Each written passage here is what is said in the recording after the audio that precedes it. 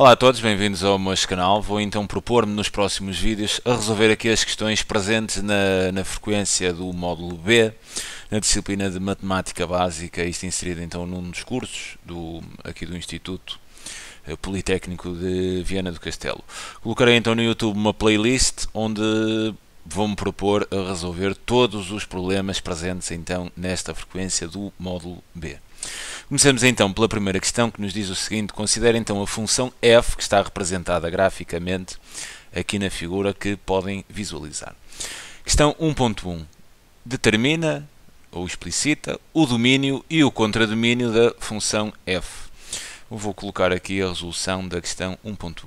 Quer dizer, o domínio de f, representamos assim por D grande de f, é igual, quer dizer, vamos ter que colocar aqui o intervalo, e quer dizer, aqui o domínio é sempre um intervalo de valores em x, né, para os quais a função está definida. Então, quer dizer, qual é o conjunto de valores de x para os quais existe sempre função? Quer dizer, eu vejo aqui que o limite mínimo aqui no eixo das abscissas, no eixo do x, é exatamente o menos 8. Quer dizer, menor do que menos 8, por exemplo, menos 9, não há função. A função não está definida para este valor de x. O que quer dizer que o limite inferior do meu domínio será exatamente este valor de x menos 8, que é o valor de x para o qual a função começa a existir. Então, quer dizer, aqui o limite mínimo do domínio seria então menos 8. Fechado ou aberto, essa é sempre a questão, e vocês terão que procurar, quer dizer, para x igual a menos 8, como podem visualizar ali na função, a bola está fechada, o que quer dizer que o menos 8 faz parte da função, então aqui no intervalo colocam um intervalo fechado. Caso tivessem assim uma bola aberta, colocariam então assim um intervalo aberto. Ok? Bem, continuando, e agora eu terei que ver o intervalo, né? Terei que ter cuidado aqui para o caso de existirem buracos na função, então vou seguindo mesmo isto com calma. Quer dizer, aqui para estes valores x há sempre função, para menos 7, né? Para todos os valores entre menos 8 e menos 7, para menos 6, né? Continuando, existe sempre. Quer dizer, aqui no menos 5 tem um caso, poderia ser assim um caso interessante. A função toma aqui uma quebra, mas reparem, para x igual a menos 5 a função existe, né? Está aqui bola fechada e é exatamente igual a menos 1. Então aqui não há problema, continua a existir, menos 5, né? Existe sempre função, menos 4, menos 3, tomamos aqui a mesma situação, há aqui uma quebra. No entanto, para x igual a menos 3 eu tenho aqui uma bola fechada, o que quer dizer que a função existe para x igual a menos 3, então nenhum problema. Quer dizer, continua, existe sempre função em x, existe sempre função, até aqui, que será o limite máximo. Então, quer dizer, o domínio da função serão todos os valores x compreendidos entre menos 8, quer dizer, de menos 8, né, até 2. Quer dizer, e em 2 fechado, né, porque a função existe para 2, está ali a bola fechada. Agora, o contradomínio, que se representa como D', isso quer dizer o contradomínio, e reparem que o contradomínio será um conjunto dos valores, mas aqui no eixo dos y, quer dizer o conjunto de todas as imagens da função. Então eu terei que perceber qual é aqui o y mínimo que a função toma. E claramente se percebe que é aqui neste ponto, então eu vou em direção aqui ao eixo dos y, e o mínimo valor que ela toma em y é exatamente igual a menos 1, e existe, então fechado em menos 1. E agora reparem, eu vou subindo aqui no eixo dos y e vou vendo até onde apanha a função. Quer dizer, teria que andar assim, né? Existe sempre função, ok, até este valor máximo. Esta é a amplitude relativamente às imagens da função, isso é o contradomínio. Vai então de menos 1 até este valor máximo, que é exatamente 3. Não há buracos aqui no meio, então é mesmo de menos 1 a 3, e teríamos então o contradomínio da função. Quer dizer, avançando então aqui na questão 1.2, que eles querem que determinem então os zeros. Então, quer dizer, queremos resolver aqui a equação, quer dizer, quando é que a função f de x é exatamente igual a 0. A função será 0 sempre que interseta. Deixem-me só apagar aqui estes registros, assim. Quer dizer, retomando então aquilo que estaria a dizer, a função será 0 sempre que o gráfico da função, né, que a linha da função, interseta o eixo das abscissas, o eixo do x. Então vemos assim aqui este ponto, é para x igual a menos 6, e cuidado, vocês têm que ter cuidado aqui neste, quer dizer, aqui interseta, mas reparem que a bola está aberta, quer dizer, não irá intersetar, porque este valor aqui, estando a bola aberta, quer dizer, não existe, não existe. Então, sendo assim, o único zero, o único ponto onde o gráfico da função interseta o eixo do x é para este valor, que é menos 6.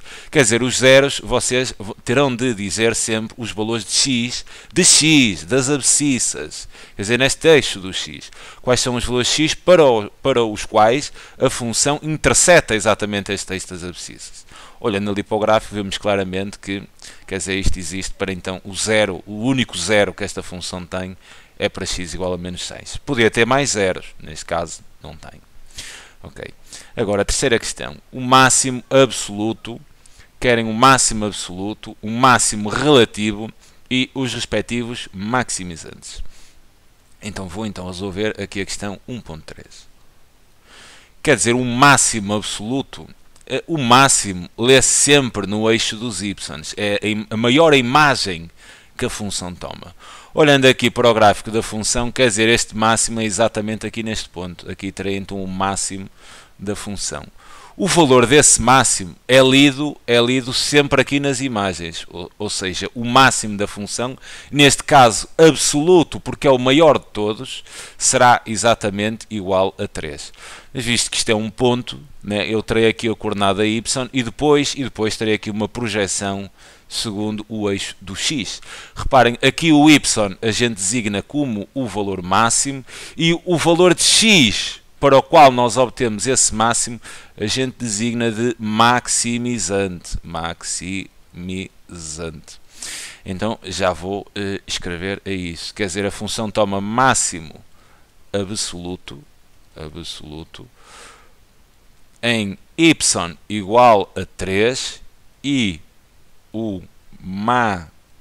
maximizante é x igual, né? Para este ponto vocês têm o máximo que é lido no eixo do y, maximizante, fazem a projeção para o eixo do x, ou seja, x igual a menos 4. Agora, também queria o máximo relativo, quer dizer, o máximo relativo há de ser um pico da função, mas que, quer dizer, não será o maior de todos. Então, como é que eu aqui encontrava o máximo relativo? Quer dizer, eu vou olhar assim para este ponto, eu tenho aqui este ponto, e a partir deste momento a função começa a cair, né? A partir exatamente deste ponto ela vai caindo. O que quer dizer, se começa neste ponto e vai no sentido decrescente, quer dizer que este aqui será um máximo. Né? A partir deste ponto a função entra em quebra, entra em declínio, começa a cair, então quer dizer que isto é um máximo local. E neste caso, como não é máximo absoluto, porque não é o maior de todos, diremos então que é apenas um máximo relativo. E então o valor deste máximo relativo, eu vou siga em direção aqui ao eixo dos y. E então direi que, quer dizer, máximo relativo. Terei máximo relativo para y igual, quer dizer, reparem, seguem então em direção ao eixo dos y e terão o máximo relativo para y igual a 2, cujo respectivo maximizante, quer dizer, eu deste faço a projeção para o eixo do x, o que quer dizer que x igual a menos 8 seria então o meu maximizante. Quer dizer, eu teria então como maximizante x igual a menos 8, ok? Bem, e esta a questão 1.3 estaria então resolvida. Passemos agora à próxima questão. Eu quero um intervalo onde a função seja injetiva e seja positiva. Quer dizer, comecemos então pelo mais fácil. Quer dizer, a função é positiva. Eu vou só apagar isto aqui, que já tem assim muitos, quer dizer, acho que deu para perceber, mas agora também não há necessidade disto estar aqui assim registado. Eu vou só mesmo apagar para que possa escrever aqui agora algumas indicações relativamente às próximas linhas. Onde já está bom. Agora eu quero aqui um intervalo onde a função seja injetiva, quer dizer, seja injetiva e positiva. Reparem, quando vos pedem um intervalo, quer dizer, estes intervalos serão sempre lidos em x, quer dizer, o x está compreendido entre isto e aquilo, terão assim um intervalo deste tipo, mas fazendo a leitura sempre em x. Quando vos pedirem um intervalo onde é injetiva, onde é positiva, onde é crescente, onde é decrescente, onde é negativa, esse intervalo, a leitura é sempre feita aqui no eixo das abscissas, no eixo de x. Agora, Comecemos pela parte mais fácil. Positiva, a função diz-se que é positiva sempre que se encontra acima do eixo do x. Ela será positiva. E sempre que se encontra abaixo do eixo do x, ela será então negativa. Quer dizer, um conceito fácil, penso eu. Agora, a função ser injetiva, quer dizer, para ser injetiva tem que passar o teste horizontal. Por exemplo, se eu considerasse a função toda e traçasse assim, por exemplo, esta linha aqui horizontal, paralela ao eixo do x, quer dizer que ela interceptava a função aqui em 2 pontos. Bem, para a função ser injetiva, isto não pode acontecer. Eu teria que traçar linhas horizontais e, quer dizer, e bater na função apenas, exatamente, uma única vez. Ou seja, a definição mesmo de injetividade, quer dizer, eu tinha aqui um x1 e um x2. Para todos os x1 e x2 diferentes, eu teria que ter imagens diferentes, teria que ter y's diferentes. Quer dizer, o que não acontece aqui, então, esta função não seria injetiva. No entanto, eu posso definir um intervalo onde a função seja injetiva, onde isto aconteça. Por exemplo, seria o intervalo, quer dizer, eu se considerasse apenas daqui de menos 8, por exemplo, até menos 6, onde a função seria apenas esta linha, quer dizer, esta função passa o teste horizontal. Eu, se passasse aqui as linhas paralelas ao eixo do x que eu quisesse, só interceptaria uma função uma e uma única vez. Neste intervalo, então, de menos 8 a menos 6, a função seria injetiva. Mas agora, além de ser injetiva, eu quero ainda que seja positiva. Ou seja, o que é que eu quero? Quero definir um intervalo onde a função se encontre acima do eixo das abscissas e que seja injetiva. Oh, nem por acaso, este já seria. Mas vou pensar noutro. Quer dizer, a função tem que existir acima do eixo do x, então teria que pensar apenas nestes intervalos onde ela está acima do eixo do x e teria que ser injetiva. Por exemplo, eu estou a considerar positiva e injetiva, por exemplo, de menos 5, reparem, de menos 5 até menos 4. E reparem que neste intervalo de x a função encontra-se aqui, que eu estou a destacar a verde. Reparem que neste intervalo a função é positiva porque se encontra acima do eixo do x e é injetiva porque passa o teste horizontal. Todas estas linhas paralelas ao eixo do x apenas interceptariam a função neste intervalo uma e uma única vez. Quer dizer, vocês aqui teriam, nesta questão 1.4, várias hipóteses. Eu vou colocar apenas esta. Quer dizer, então diria que x pertence e agora daria então um intervalo aberto em menos 5, porque está a bola aberta, não existe, então menos 5 até menos 4. Reparem que este aqui pode ser fechado, não há problema. Reparem que estes intervalos são sempre lidos no eixo do x. O intervalo tem que ser sempre lido aqui no eixo do x. Okay? Esta questão estaria então resolvida. Questão 1.5. Quer um intervalo onde a função seja negativa e decrescente. Quer dizer, eu agora quero definir aqui um intervalo onde a função seja negativa, ou seja, está abaixo do eixo das abscissas e seja decrescente, quer dizer, olhando da esquerda. Os intervalos de monotonia têm que ser sempre olhados neste sentido, sempre da esquerda para a direita. E quer dizer, a função é decrescente, se olhando da esquerda para a direita ela está a cair, seria o caso. Né? Reparem aqui, se eu fizer a leitura da esquerda para a direita, a função está a cair, está a descer. Então aqui a função seria decrescente. Por exemplo, aqui a função olhando da esquerda para a direita já estaria em fase ascendente, então seria crescente. Quer dizer, eu agora quero então definir um intervalo onde a função seja negativa e decrescente. Quer dizer, encontra-se abaixo da linha das abscissas, quer dizer, só tem esta hipótese, e por acaso aqui ela é decrescente. Então o intervalo tem que ser lido sempre em x, então vou dizer que é de menos 6 até menos 5. Neste intervalo a função, reparem, é decrescente porque vem a cair e é negativa porque se encontra abaixo do eixo do x. Sendo-se que quer um intervalo, vai ter que ser um intervalo em x, que é esta variação. X pertence ao intervalo, quer dizer, menos 6. Agora terão que ter aqui um cuidado, é que a função existe para menos 6, mas se eu quero que seja negativa, ela em menos 6 é exatamente 0. Então, cuidado com estes pequenos pormenores. Tem que ser aberto. Se eu fecho, estou a dizer que em menos 6 era negativa, quando não é verdade, é 0. E quer dizer, então vou fazê-la andar de menos 6, o intervalo, até menos 5. Se tiverem na dúvida entre fechado e aberto, opa, deixem sempre aberto. Deixem sempre aberto. Se puder ser fechado e estiver aberto, não há problema. O contrário já há. Se tiver mesmo que ser aberto e vocês deixarem fechado, quer dizer, vão levar com desconto. Por isso, não intervalo, não aberto, não há qualquer problema. Então isto seria resolvido. Agora, há aqui mais uma questão, relativamente a um comentário, que seria esta questão, ainda no exercício 1, que nos diz o seguinte. Quer dizer, considera a função f representada, quer dizer, a mesma função, e agora comenta a seguinte afirmação. A função é contínua em todo o seu domínio. Quer dizer, de uma forma intuitiva, a função será contínua se não houver quebras, não houver saltos, nem buracos. Ou seja, assim de uma forma intuitiva, vocês seguissem assim com o vosso lápis na função, para a função ser contínua, nunca teriam que percorrer toda a função sem levantar a caneta. Bem, eu aqui tenho exatamente um salto. Então, quando chego aqui, tenho que saltar, tenho que levantar a caneta para percorrer. Então, ok, esta função não é contínua. Isto assim de uma forma mais intuitiva. Agora, vamos fazer assim um comentário a isto, mas de uma forma mais requintada, né? Com uma abordagem um pouco mais científica. Então, o que é que podemos tocar mesmo no conceito de continuidade? Peço desculpa. Para uma função ser contínua, a função tem de ser contínua em todos os pontos do seu domínio. O que é que isto quer dizer? Se eu sei que a função não é contínua, se eu sei que esta afirmação é falsa, eu, para provar que a afirmação é falsa, basta que encontre um ponto de descontinuidade, que sei que acontecerá exatamente aqui. Para x igual a menos 5, terei assim aqui um ponto de descontinuidade.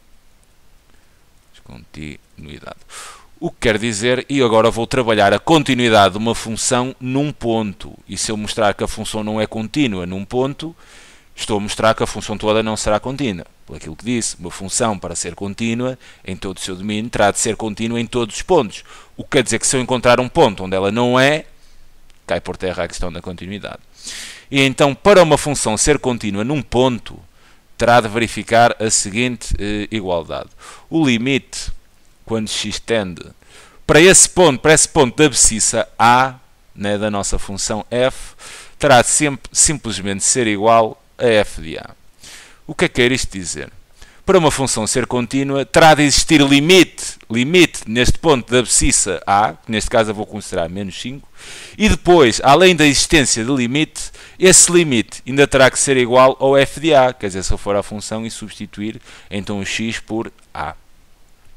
Vamos então pegar em primeiro lugar aqui no limite. Eu vou só apenas apagar isto e vou então calcular aqui o limite.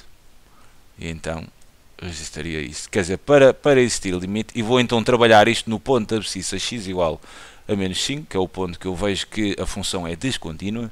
O limite de f de x, quando x tende para menos 5, só existe, cuidado, só existe se os limites laterais existirem, ou seja, se só existe, vou até colocar aqui noutra cor, se o limite da função quando x tende para menos 5, mas por valores inferiores a 5, for exatamente igual ao limite da função quando x tende para menos 5, mas por valores maiores do que menos 5. Quer dizer, só existe limite se esta igualdade for então verificada. E então eu fazia aqui o limite assim de uma forma mais geométrica, sem grandes cálculos. Também não tenho a expressão da função, não o poderia fazer com cálculos. Vou então calcular aqui o limite, vou ver isto geometricamente, quando x tende para menos 5, mas por valores positivos, de f de x, e vou também determinar aqui o limite, quando x tende para menos 5, mas por valores negativos, obviamente falando da mesma função. Para existir limite, estes dois limites laterais, né, pela esquerda e pela direita, têm de ser iguais. Se estes limites falharem, a função logo imediatamente não será contínua. e então vou fazer a abordagem geométrica. Quer dizer, x igual a menos 5 é exatamente este ponto, e vou fazer o limite quando x tende para menos 5, mas mais, quer dizer, por valores maiores que menos 5. Então vou assim de menos 4 para menos 5, e vou tentar perceber o limite assim de uma forma geométrica. Vou-me aproximando da função, do ponto x igual a menos 5. Então, por exemplo, estou aqui. Neste momento a função, quer dizer, para este valor, dá assim um pouco mais do que 1. Vou-me aproximar mais de menos 5 por valores à direita. Okay? Vou-me aproximar mais um bocadinho. Quer dizer, a função já dá aqui entre 0 e 1. Vou-me aproximar mais um bocadinho. Quer dizer, já estou a ficar ali próximo. Vou-me aproximar mais um bocadinho.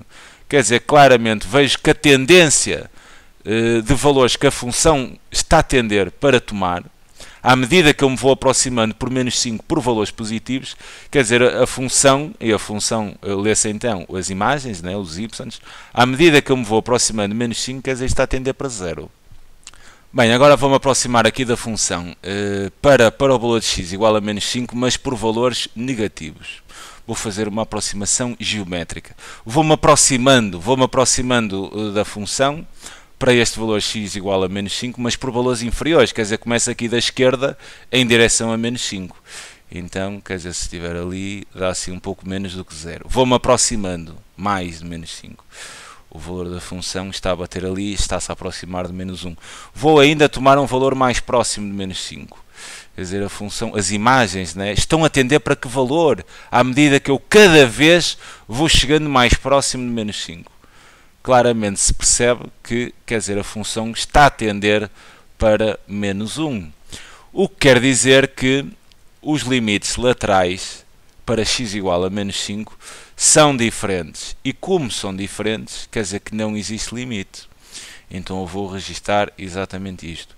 Como o limite de f de x, quando x tende para menos 5 por valores inferiores, é diferente do limite da função quando x tende para menos 5 por valores superiores, como estes dois limites são diferentes, então concluímos que não existe limite de f de x quando x tende exatamente para menos 5.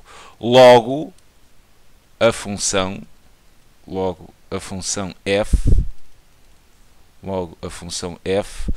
não é contínua para x igual a menos 5.